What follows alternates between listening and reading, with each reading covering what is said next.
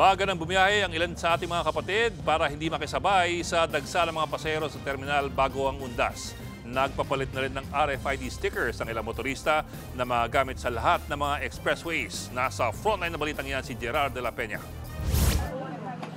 Pila ang mga motorista sa mga RFID Installation Center ng North Luzon Expressway sa Balintawak Toll Plaza. Karamihan sa kanila nagpapalit ng RFID sticker matapos inanunsyo ng DOTR na isang RFID sticker na lang ang kailangang gamitin sa lahat ng expressways. Medyo OT pa. Gawin mo na kung pwede mo nang gawin yun. Kung next week pa, ako sigurado yun, dagsayan. Daming tao niyan. Ayon sa pamunuan ng expressway, magsisimula ang dagsa ng sasakyan panorte sa October 30 at mga pabalik ng Maynila simula November 1 ng gabi. 450,000 ang daily average ng mga sasakyan sa NLEX at posibleng madagdagan daw ito ng 5 to 10%. Sa ibang installation center, inaabot ng ilang oras ang pila ng mga motorista para magpapalit ng RFID stickers.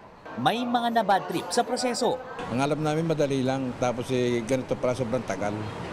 Paalala ng San Miguel Corporation, kailangan munang mag-apply online para sa One RFID bago dumiretso sa installation booth.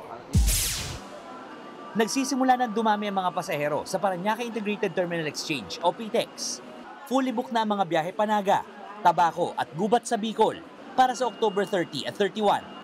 Ayon sa pamunuan ng PTEX, 2.1 million ang inaasahang bilang ng mga pasahero sa PTEX mula ngayon hanggang sa November 5. Sa ngayon, sapat pa naman ang bilang ng mga bus. Iba naman ang sitwasyon sa Batangas Port, kung saan kaunti pa ang mga pasahero. Ang pamilya ni Flor, sinamantala na ang pagbiyahe. Para hindi na kami ganong mahassle sa siksikang maraming tao. Kasi may mga kasama akong anak, mahirap, bata. Para maibsan kahit paano ang siksikan, nag-issue ng special permit ang Marina para sa mga karagdagang barko. Sa tansya ng mga otoridad, posibleng abutin ng 19 hanggang 22,000 na pasahero kada araw ang daraan sa Batangas Port ngayong undas. Bago pa man ang dagsa ng mga pasahero sa Batangas Port, nagsagawa ng inspeksyon ng DOTR kasama ang Coast Guard at Philippine Ports Authority. Ilan sa mga inspeksyon ang ticketing office, waiting area ng mga pasahero at mga barkong sasakyan nila.